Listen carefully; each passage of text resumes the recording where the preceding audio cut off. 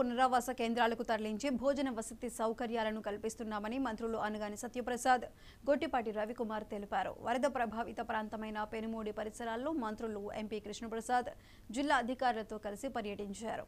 వరద ప్రభావాన్ని ఎప్పటికప్పుడు అంచనా వేసి జాగ్రత్తలు తీసుకోవడం వల్ల పెనుముప్పు నుంచి బయటపడ్డామన్నారు.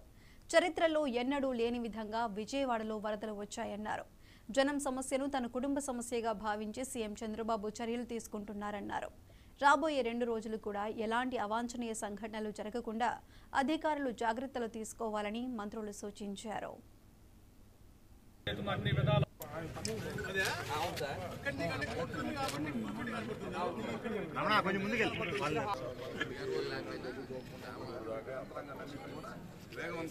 కూడా రిసీడ్ అయిన తర్వాత ఎంత కూడా ఈ ప్రాంతంలో వస్తుందని చెప్పి ఆలోచనతో ఈ మీద ఉన్నటువంటి అన్ని బ్రిడ్జెస్ కూడా చెక్ చేసుకుంటూ ముందుకు పోయి, ఎందుకంటే గతంలో మనం చూసాం 2009లో 9 లక్షల క్యూసెక్లకే బ్రీచ్ పడినటువంటి పరిస్థితి. కానీ ఈ రోజు దాదాపుగా 13 లక్షల క్యూసెక్ వచ్చినప్పుడు కూడా ఆపాము అంటే చంద్రబాబు నాయుడు గారి యొక్క ఆదేశాలు, అలాగే అధికారులందరూ అప్రమత్తంగా ఉంటాం.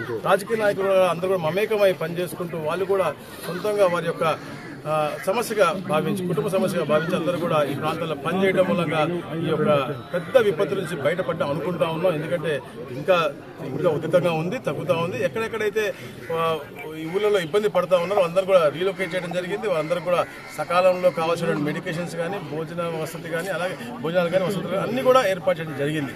ఈ రోజు కూడా రేపు కూడా చూసుకుంటే కొద్దిగా తగ్గిన తర్వాత వాళ్ళ ఈ ఊళ్ళన్నీ కూడా వారికి అందిన తర్వాతే వాళ్ళని మళ్ళీ చేస్తాం. దాని తర్వాత చేసే కార్యక్రమానికి కూడా కార్యాచరణ వేసుకుని ముందుకు వెళ్తా ఉన్నాం. ఏదైతే ఫార్మర్స్ ఎన్యూమరేషన్ అవ్వచ్చు, అలాగే మనకి రోడ్స్ అండ్ ఏదైతే మన ట్రాన్స్పోర్ట్ వ్యవస్థ దెబ్బతిందో దాని మీద అవ్వచ్చు, అలాగే ముఖ్యంగా శానిటేషన్ కూడా ముఖ్యంగా దానికి చూసుకోవాలి. ఎందుకంటే దీని అయిన తర్వాత వచ్చినటువంటి జ్వరాలు కానీ, అలాగే పాము కాటుకి ఇబ్బంది పడే వాళ్ళు కానీ ఇవన్నీ కూడా చాలా ఉంటాయి. కాబట్టి అవి కూడా ఎప్పటికప్పుడు చూసుకుంటూ ముందుకెళ్తా ఉన్నాం. ఇప్పుడు కూడా కలెక్టర్ గారి ఒక అధ్యక్షతన జిల్లా మొత్తం కూడా మేము మీటింగ్ పెట్టుకోవడం జరిగింది. ఎక్కడ కూడా ఎలాంటి అవాంఛనీయ సంఘటన జరగకూడదు, ఈ 2 రోజులు కొంచెం అప్రమత్తంగా ఉండాలని చెప్పేసి అధికారులందరూ కూడా మేమందరం కూడా ఆదేశించడం జరిగింది. ఎప్పటికప్పుడు గౌరవ ముఖ్యమంత్రి గారు కూడా కంటిన్యూస్ టెలికాన్ఫరెన్స్ తీసుకోవడం మనతో మాట్లాడడం జరుగుతూ ఉంది.